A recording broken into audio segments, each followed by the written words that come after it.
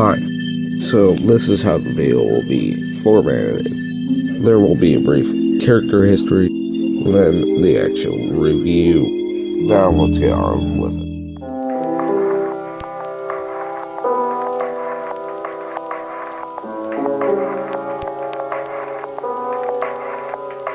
The original scavenger figure was part of the Diaclone Holy Line, but after it was cancelled, Hasbro bought the rights to the figure along with his other team members to become part of the Transformers toy line. Now, the original scavenger figure would be yellow and black, but they would color him and his team to be green and purple. His accessories include a drill piece, a forearm for the combined mode that can function as a gun for the drill, a small gun, and a combined mode fist. His vehicle mode is an excavator. He also combines with the other Constructicons to form Devastator, which he forms the left arm of.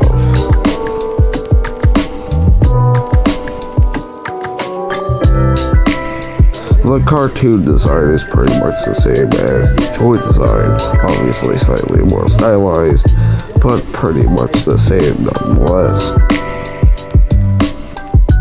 He is characterized that basically has no self-worth and tries to impress the other Constructicons, usually failing, but they keep him around just because he's slightly useful, and also so they can form Devastator.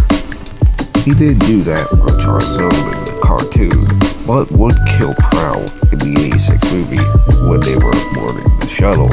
Now, let me show you the clip.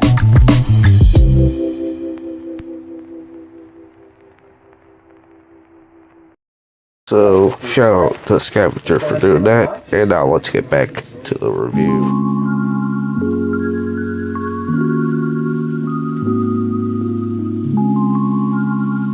Hi, I'm going to cover the transformation.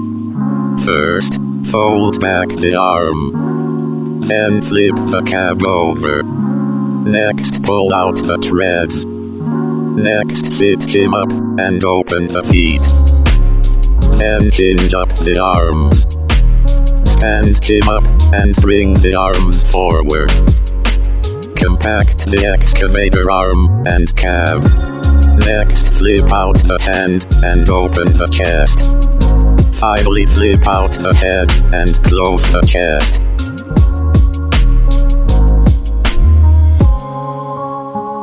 The shoulders and elbows are on ball joints. He can kick forward 90 degrees, swivel, 90-degree bend at the knees, and kick out 90 degrees, and a tilt at the ankle. He has a full rotation at the neck, and can look down. He doesn't have a swivel at the hips, but in vehicle mode has 3 hinges at the vehicle mode arm.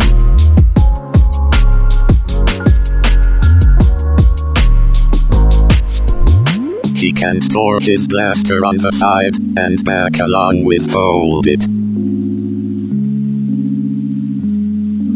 Alright, I'm back. Let's cover the transformation. I already did that. Okay, what about posability? Yeah. Okay, then I'll cover my opinion.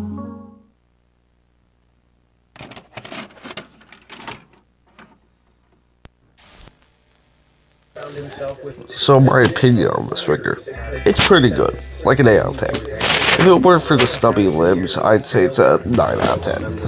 The hip swivel issue is kind of unavoidable, but still really good. Honestly, really good, just besides that. So, yeah, I would recommend picking this up if you can find it for like a decent price. I keep finding it for like $40, which is like, last I checked, the price of a leader class, which, considering this dude's limbs are like on par with a core class figure, not worth it really. I mean, he's a good figure, but still.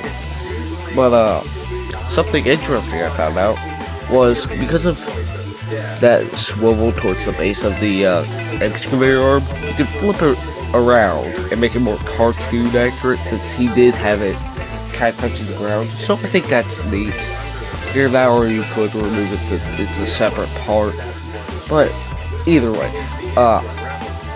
in other news, I am getting the IDW version of the Legend Scale Vortex.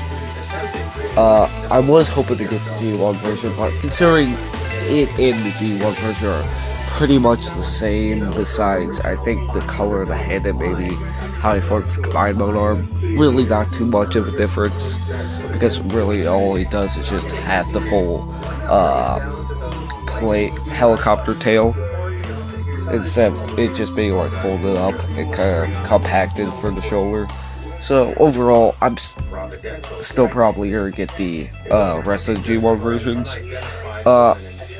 I was intending on also getting Brawl. I might still get them, but I'm gonna wait at least until the end of November to see if they fix the QC issue, because from what I've heard, apparently his little ankle tilt hip piece bit is like causing some stress marks. But yeah. Also, here's some artwork of Scavenger I made. It's based on kind of the movie and G1 version. So I'm gonna leave it at that. Anyways, goodbye. I'm gonna let this play for a few more seconds.